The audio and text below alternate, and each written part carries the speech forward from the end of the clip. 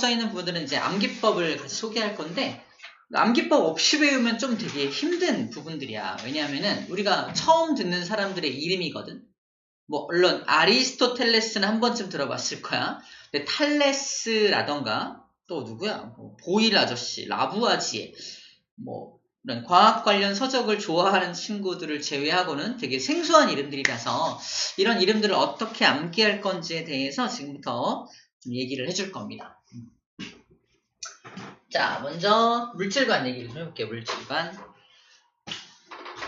1번 물질관.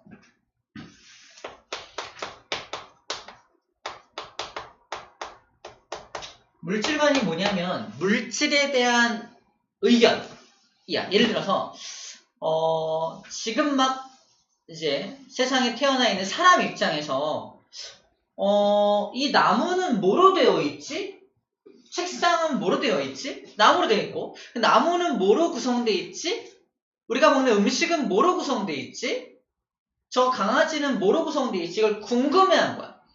우린 별로 안 궁금하잖아. 그런데 너무 끄덕거리는 거 아니야? 우리는 안 궁금한데 옛날에 그 과학자들, 철학자들은 굉장히 궁금했어. 세상은 뭐로 이루어져 있을까? 뭐 이런 거 궁금했단 말이야. 그러다가 한 학자가 아주 명쾌한 답을 내놔요.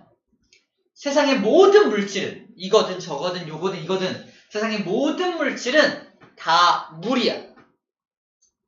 진짜 다 물로 구성되어 있다고 주장했던 학자가 첫 번째 나온 학자입니다. 이것을 뭐 하나의 원소로만 되어 있다 해서 1원 소설 하나의 원소로 되어 있다. 그것은 물로 되어 있다. 물이라고 하는 하나의 원소로만 되어 있다라고 주장한 학자가 있는데 이 사람의 이름이 탈레스라는 학자입니다. 세상에 있는 모든 물질, 이것도 결국은 물이야. 이런 것도 결국은 물이야. 이렇게 말한 거야. 결국은 물이야. 지금 우리 입장에서는 어때요? 말도 안 되죠. 이건 철이라는 원소로 되어 있고 나무는 이 안에 탄소, 산소, 수소 같은 것들이 많이 들어있거든. 여러 가지 원소로 구성되어 있는 겁니다. 우리가 알고 있는 상식과 조금 달라요. 근데 이거는 당시에는 그때 아주 고대 그리스 학자거든 이 사람이. 근데 그때 당시에는 물질에 대해서 주장하는 학자들이 많이 없었기 때문에 모든 사람들이 그걸 믿었어. 오 맞아 그런가 봐. 위대한 저 철학자님이 말씀하신 거니까 맞나보다 했단 말이야. 그 사람을 따르는 제자들도 되게 많았어. 그래서 따르는 제자들이 결국 우리가 먹는 음식들도 다 물이잖아 결국. 그러니까 물만 먹고 살았어. 음식 안 먹고 물 먹고 산 거야. 나중에 어떻게 될까? 빼빼 말라가면서 죽을 수도 있겠지. 탈이 난 거야. 그래서 암기법은 물만 먹다가 탈났어. 탈레스를 딱 듣는 순간 물 이게 떠올라야 되는 거야. 그래서 물만 먹다가 탈났어 라는 암기법으로 암기를 합니다. 그래서 물만 먹다가 탈났어. 자, 하나의 원소로만 되어 있다라고 주장한 학자가 이 사람입니다. 일단 말도 안 되죠. 틀린 답이야.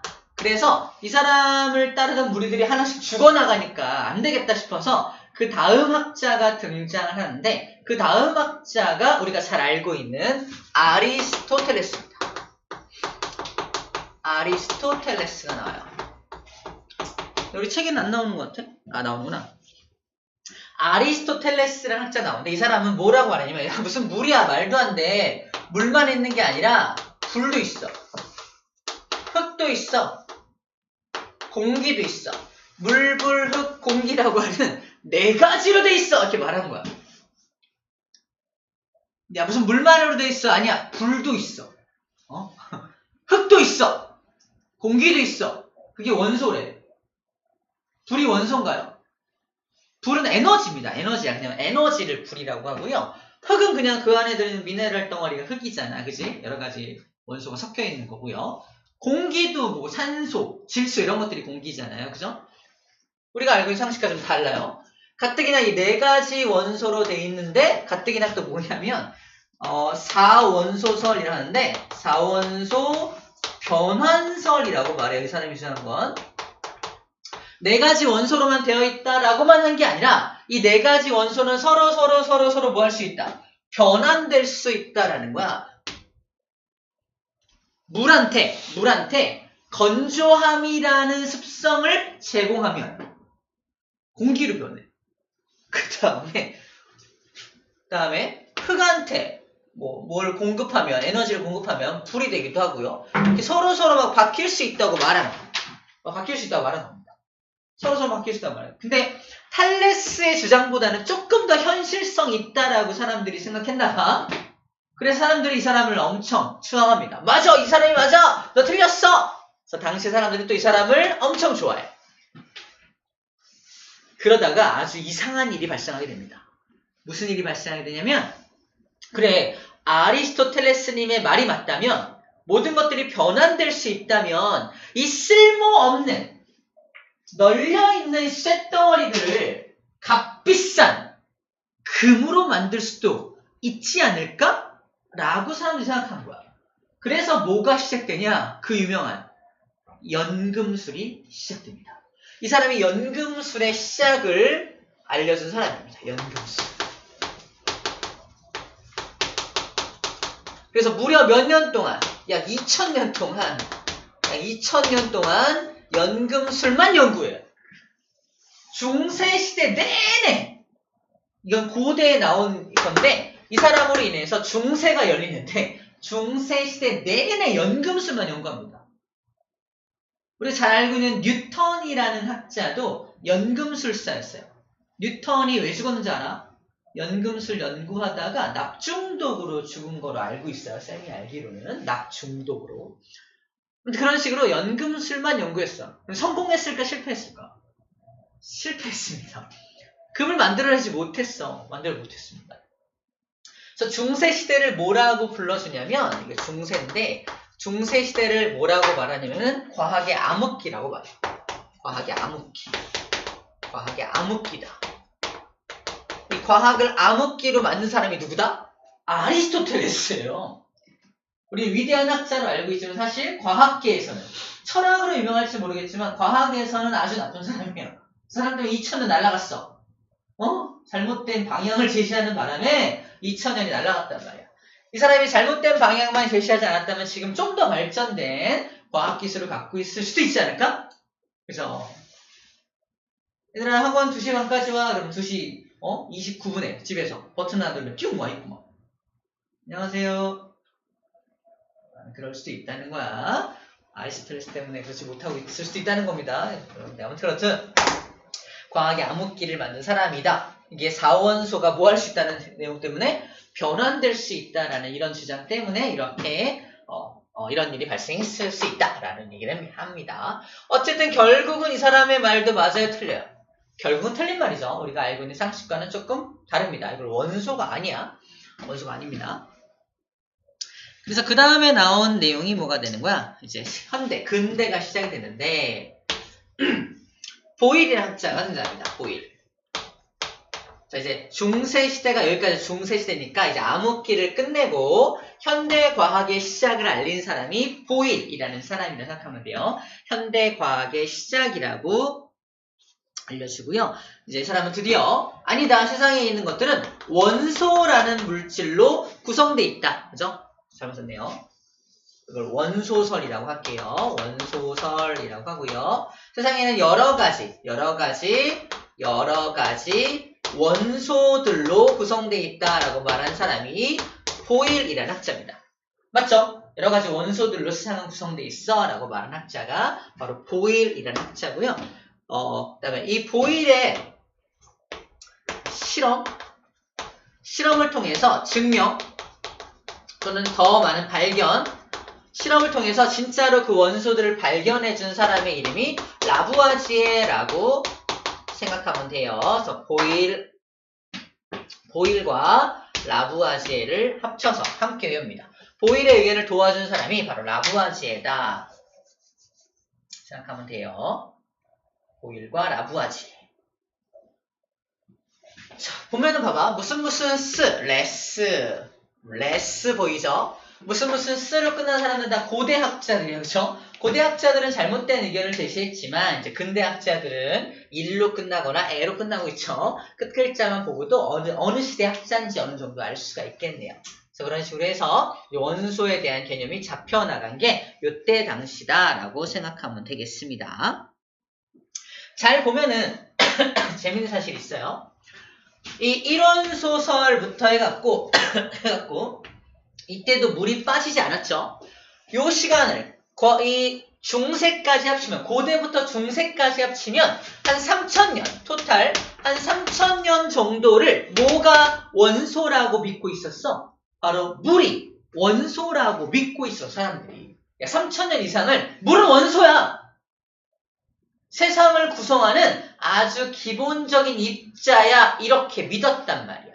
근데 라부아지에가 무슨 짓을 하냐? 3000년 동안 믿고 있던 그 원소, 물이 원소라고 생각하고 있던 개념을 깨버립니다. 뭔 소리야?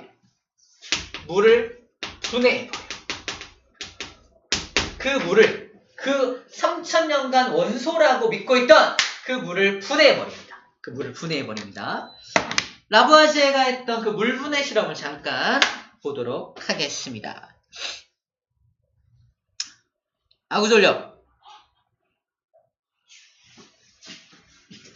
우리 책 가운데에 나와 있는 그림을 잠깐 볼게요. 얘를 살짝 지우겠습니다.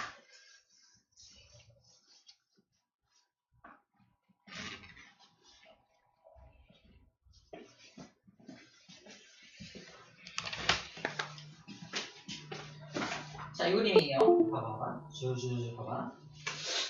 라부아지에가 무슨 실험을 하냐면 벽화로, 벽난로, 우리 흔히 벽난로라고 하는 것을 생각하면 돼. 벽난로에다가 이렇게 불을 피웁니다.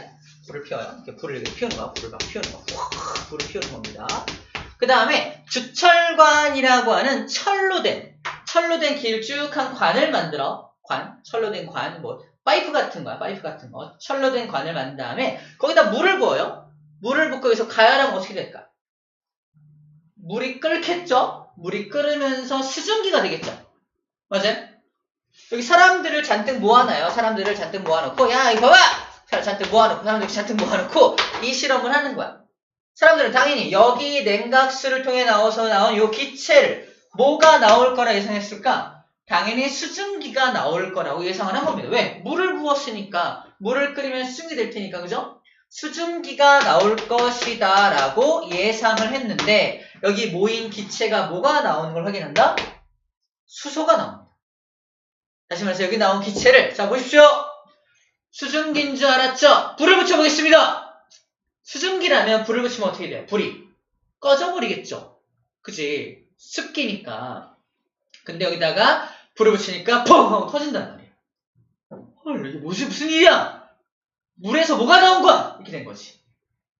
우리는 알고 있습니다. 물은 H2O라고 써요. 이게 분해가 되어서 수소라는 기체와 산소라는 기체로 이렇게 분해가 됩니다. 수소라는 기체와 산소라는 기체로 분해가 된 거야, 사실은 분해가 된 거야. 그 중에 수소가 1로 나온 거예요. 수소가 1로 나온 거예요.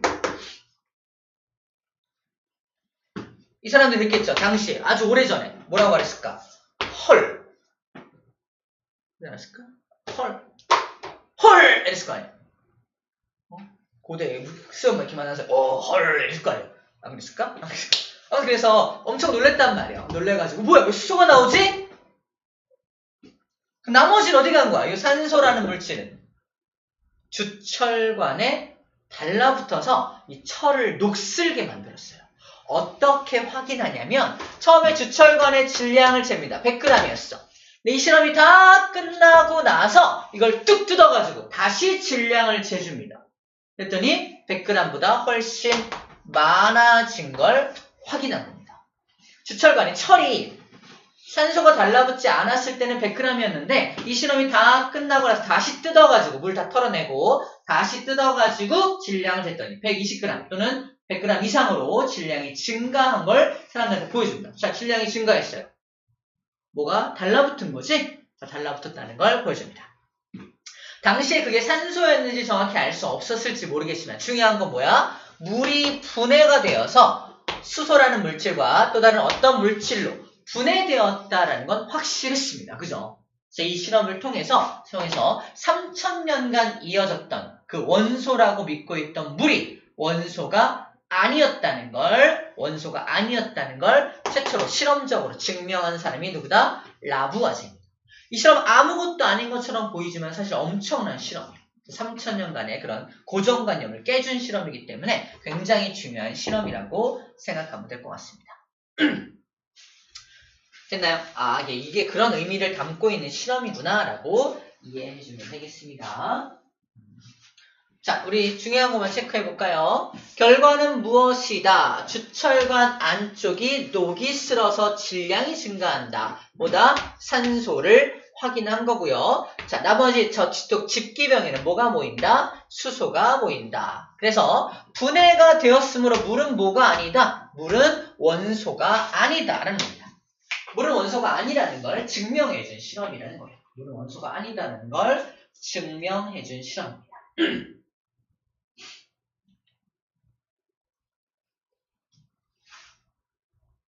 원소의 정의는 뭐겠어? 원소란 더 이상 분해가 되면 안 돼요. 원소는 더 이상 또 어떤 걸로 분해되면 더 이상 원소가 아닌 거야. 그래서 물은 분해가 되니까 물은 원소가 아니었던 거지.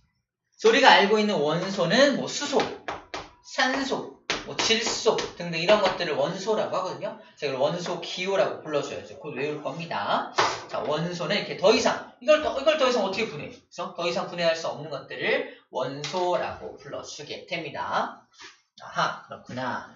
그래서 원소의 정의를 이제 바로 볼게요. 원소의 정의. 자, 원소란 무엇이다? 더 이상 분해되지 않는다. 다른 물질로 분해되지 않으면서 라고 써있죠? 원소는 더 이상 분해되면 안 돼요.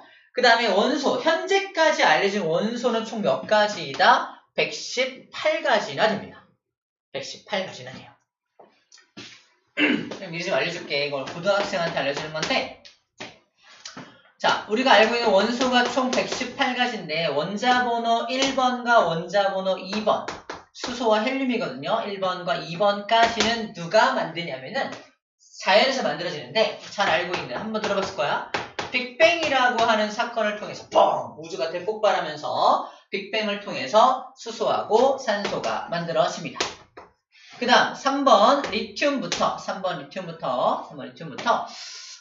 철까지 26번 철까지는 빅뱅을 통해 만들어지는 게 아니라 Fe 철인데 26번 철까지는 누가 만드냐면은 바로 별의 내부에서 다시 만들어냅니다. 별 내부에서 만들어내요. 그 다음 세 번째 원자번호 27번부터 원자번호 92번 우라늄까지는 어떻게 만들어지냐면 초신성 폭발이라고 하는 엄청난 규모의 폭발을 통해서 원소가 만들어집니다. 원소가 어떻게 생성되는지를 정리해주고 있는 거 아니면 중고등과정 다 통합입니다. 그래서 미리 알고 있으면은 알 수 있을 거예요. 나중에도 잘 써먹을 수 있을 겁니다.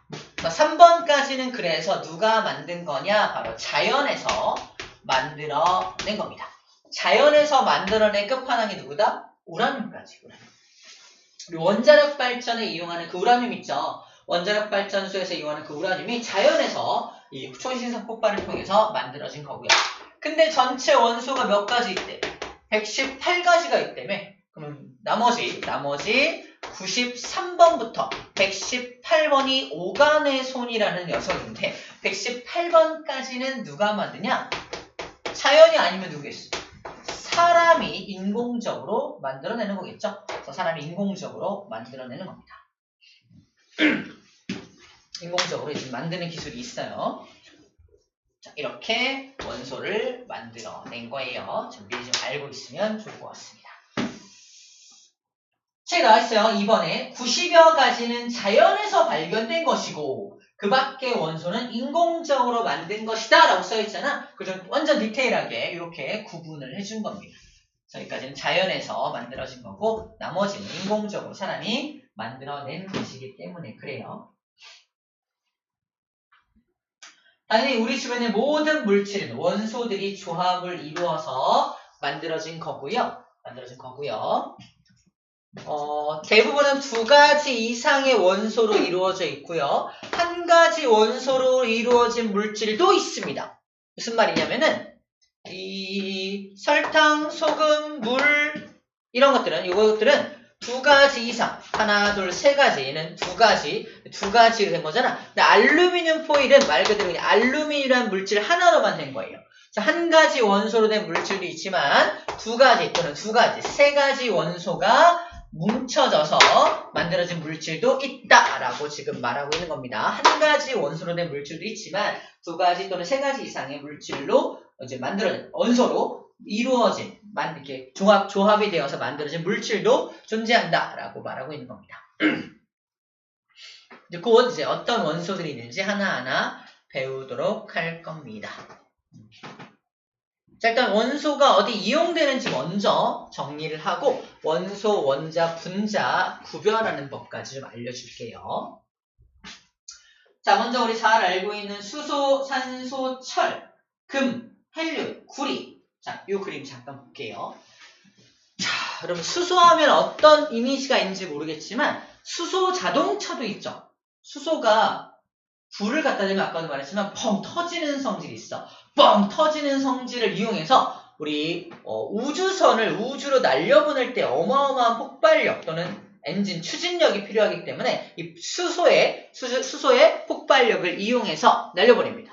그래서 우주 왕복선의 연료로 이용이 되는 게 원래 수소의 활용도였는데 옛날에는 또 이 수소가 되게 가볍단 말이야. 그래서 이걸 어떤 비행선에다가 주입을 해서 비행선을 딱 띄워가지고 사람들을 여행시키는 용도로도 활용을 했어요.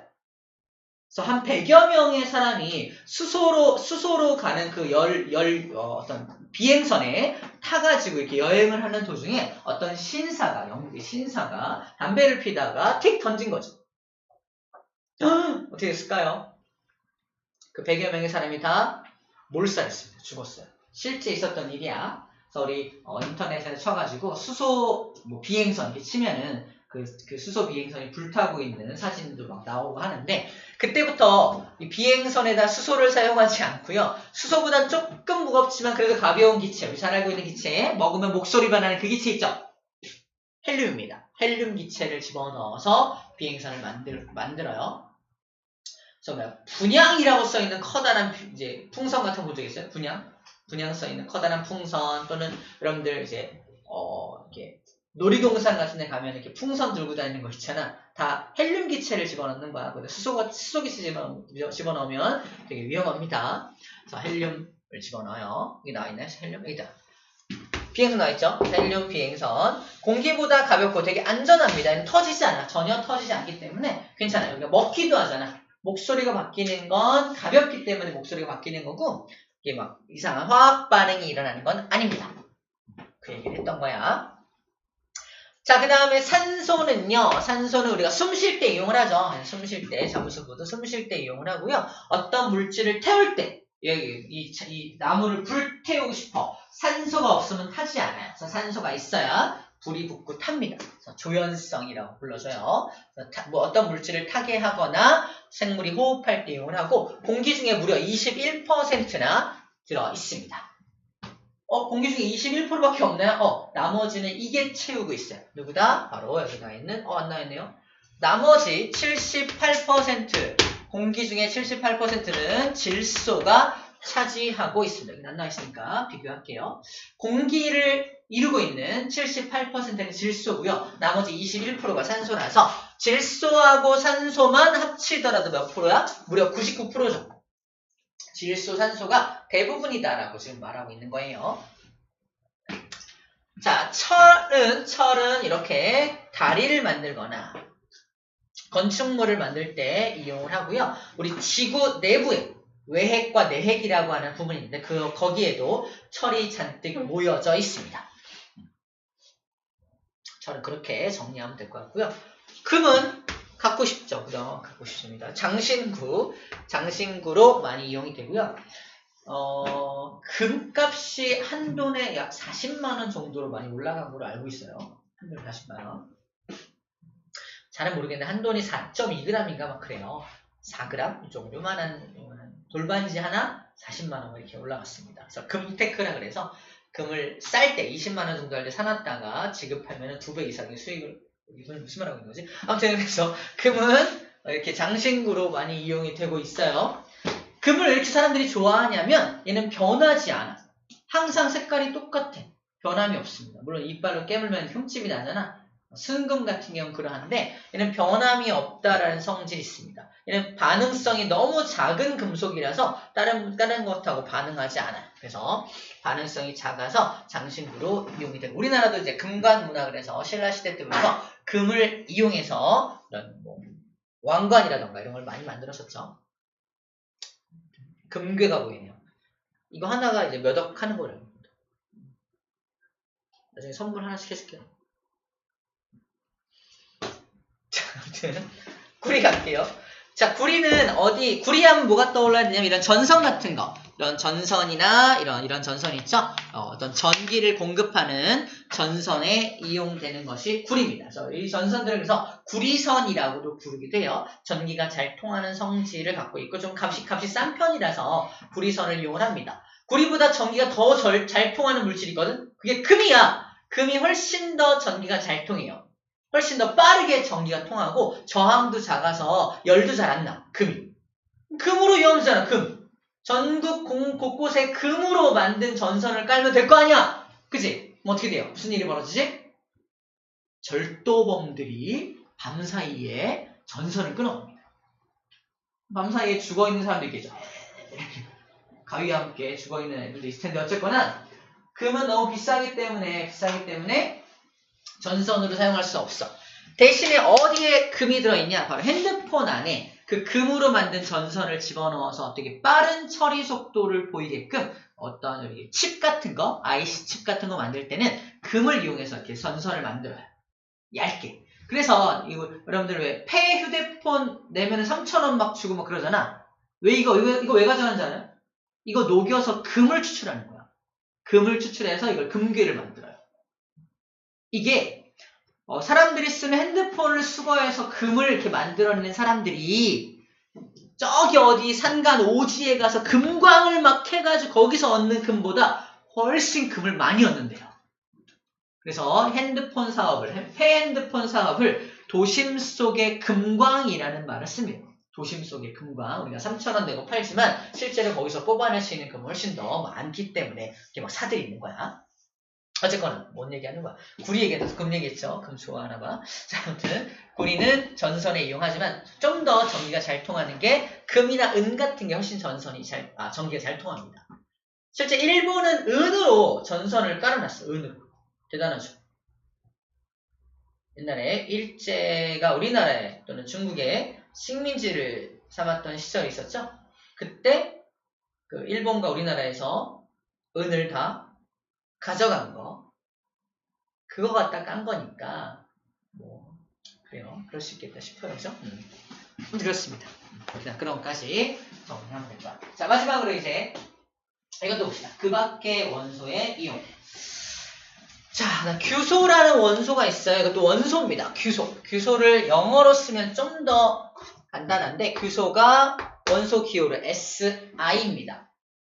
들으면 알 거예요. 규소 SI가 뭐냐면 실리콘입니다. 실리콘이 규소예요. 미국에 가면 실리콘밸리라는 곳이 있습니다. 실리콘밸리가 뭘 만든 곳이게?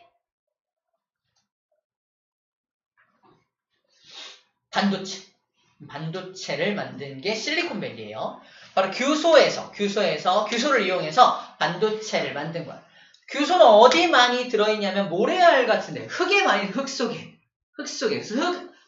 모래에서 뽑아낸 규소를 가지고 반도체를 만들어서 지금 이렇게 반도체를 이용한 세상을 만들고 있죠. 그러니까 이 작은 돌덩어리 하나도 모래알갱이 하나도 소중하게 여겨야 한다는 뜻입니다. 어쨌거나 실리콘이 바로 규소이고요. 반도체를 만드는데 이용이 된다라고 써 있습니다. 질소는 아까 얘기했죠. 질소는 공기의 78%를 차지하고 있고요. 얘도 마찬가지로 78%나 차지하고 있는 이유가 뭐냐? 얘도 반응성이 되게 차가. 다른 물질하고 잘 반응하지 않기 때문에 한번 만들어지면 그냥 그대로 머물러 있단 말이에요. 그래서 이 성질을 이용해서 질소만 딱 추출해가지고 그리고 과자를 팔 때 과자 봉지 안에다가 질소를 충전을 해. 그래서 이만한 봉지를 팝니다. 아, 과자 사가세요. 과자 엄청 크다. 뿡! 과자는 저 밑바닥에만 깔려있죠. 뭐지? 심지어 이렇게 말합니다. 질소를 샀더니 과자가 좀 사은품으로 들어있어. 그래서 이렇게 그래서 질소 과자라는 말도 써요. 질소 엄청 들어있습니다. 질소를 충전하는 이유는 두 가지. 첫 번째, 과자가 썩지 않게끔 하는 용도입니다. 과자가 썩지 않게 해서 반응성이 작으니까. 두 번째 이유는 과자가 부서지지 않게끔 빵빵하게 해서 부서지지 않게 하는 용도를 넣는 거예요. 그래서 그 과자 봉지를 충전한다라고 표현합니다.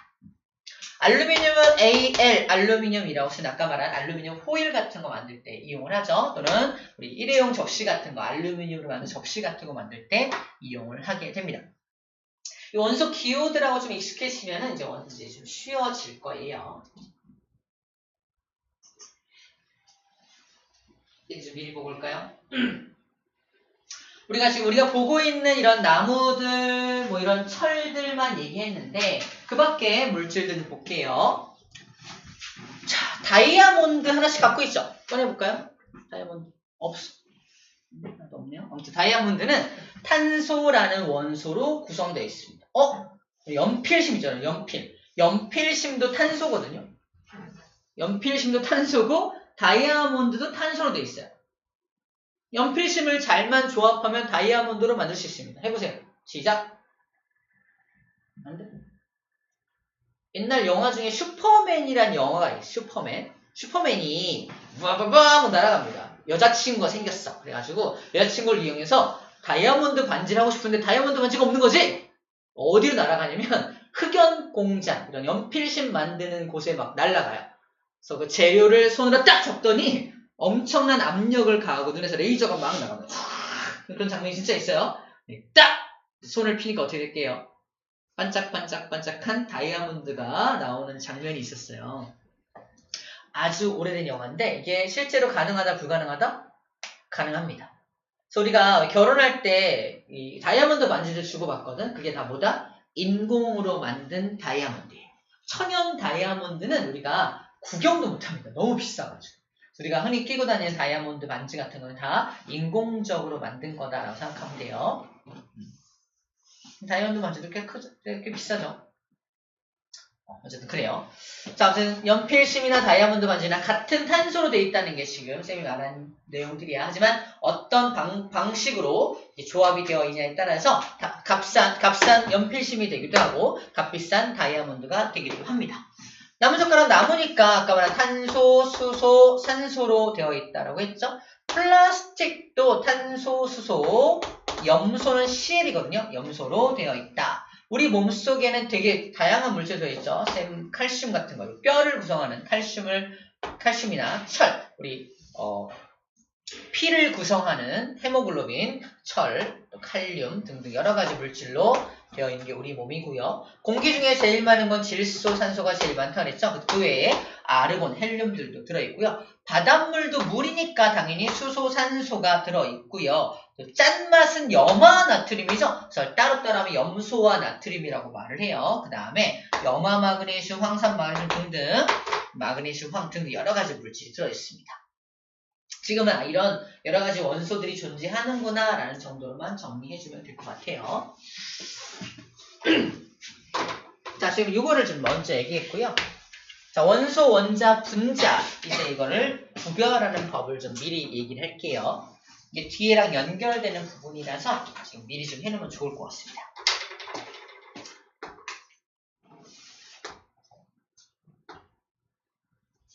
얘는 산소고요. 얘는 수소입니다. 수소 2개와 산소 하나로 되어 있는 이 귀여운 뽀짝한 이 아이는 누굴까요?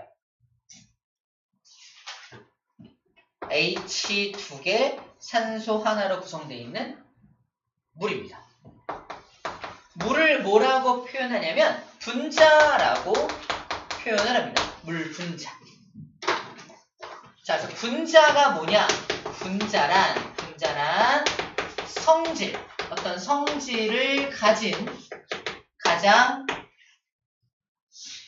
가장 작은 입자라고 표현을 합니다. 성질을 가져. 물이라는 성질을 가지게 되는 순간부터 얘는 분자다라고 표현을 합니다. 이 물 분자를 구성하고 있는 원자는 누가 있을까요? 바로 수소라는 원자와 산소라고 하는 원자, 두 종류의 원자로 구성되어 있겠죠? 원자는 두 종류의 원자로 수소라는 원자와 산소라는 원자로 구성되어 있습니다. 자, 그래서 퀘스천. 자, 물 분자, 앞에서 있는 여기가 1입니다. 물 분자가 있을 때, 물 분자 안에는 첫 번째 1번. 어떤 원자가, 이렇게 하자. 좋아요. 원자는 뭐가 들어있습니까? 라고 물어본다면, 수소 원자가 2개, 산소 원자가 1개 들어있는 거예요. 맞죠? 원자는 수소 원자 2개, 산소 원자가 2개 하나 들어있는 겁니다. 자, 근데 원소라는 개념은 뭐냐면, 잘 들어. 원소는 뭐냐면, 2번. 원소는 뭐냐면, 바로 원자의 종류를 의미합니다. 물 분자는 몇 종류의 원자로 되어 있나요? 2종류죠. 산소 1종류, 수소 1종류. 그래서 원소는 2종류입니다. 수소하고 산소 2종류의 원소로 되어 있습니다. 라고 불러주는 거예요. 자, 그리고 얘는 분자는 몇 개입니까? 그러면 1개죠. 물 분자 1개입니다. 물 분자 1개. 물 분자 1개. 문제야. 물 분자 1개를 구성하는 원자는 총 몇 개입니까? 그러면 총 3개인 거죠. 물 분자 1개를 구성하는 원자는 몇 개입니까? 3개죠. 근데 물 분자 1개를 구성하는 원소는 몇 종류입니까? 2종류죠. 물 분자 1개를 구성하는 분자는 몇 개라고요? 하나죠? 분자 하나입니다. 이렇게 원자가 몇 개인지, 원소가 몇 종류인지, 분자가 몇 개인지 구분할 수 있으면 나는 원자, 원소, 분자를 구분할 수 있게 된 거예요. 자, 두 번째 문제 볼게요. 처음 듣는 걸지 모르겠지만 화장실 냄새가 뭐냐면 암모니아라고 해요. 암모니아. NH3를 암모니아라고 불러줍니다. 암모니아. 엄청나게 생소해하기 때문에 쌤이 어떤 암기법 만들었냐면은 NH 하면 쌤은 농협이 떠올라요. 농협에 3개, 농협에 갔더니 하나, 둘, 3개의 암몬이 있는 거야. 농협에 3개의 암모니아. 미안해. 근데 농협 3가 뭐다? 암모니아. 암모니아. 자, 암모니아 한 분자가 있을 때, 자, 분자는 몇 개다? 방금 말했죠? 분자는 1개입니다. 그죠? 암모니아 한 분자를 이루는 원자는 몇 개예요? N 하나, H 3개니까 총 4개의 원자로 구성되어 있는 거야. 암모니아 한 분자를 이루고 있는 원소는 몇 종류죠?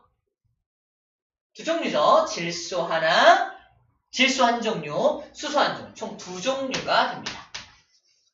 자, 이렇게 분자가 몇 개인지, 원자가 총 몇 개인지, 그죠? 그 다음에 원소가 총 몇 종류인지 이걸 구분할 수 있으면 나는 원자, 원소, 분자를 구분할 수 있다라고 말할 수 있는 거예요. 할 수 있겠죠? 이 정도 할 수 있겠죠? 이렇게 할 수 있으면 됩니다. 여기까지가 원소, 원자, 분자에 대한 내용이에요. 자, 문제 좀 풀고 갈게요. 오른쪽 개념 속성 문제 네모칸 도 채워주시고요. 그 다음에 문제 1, 2, 3, 4, 5번까지 쭉 풀어볼게요. 스타트.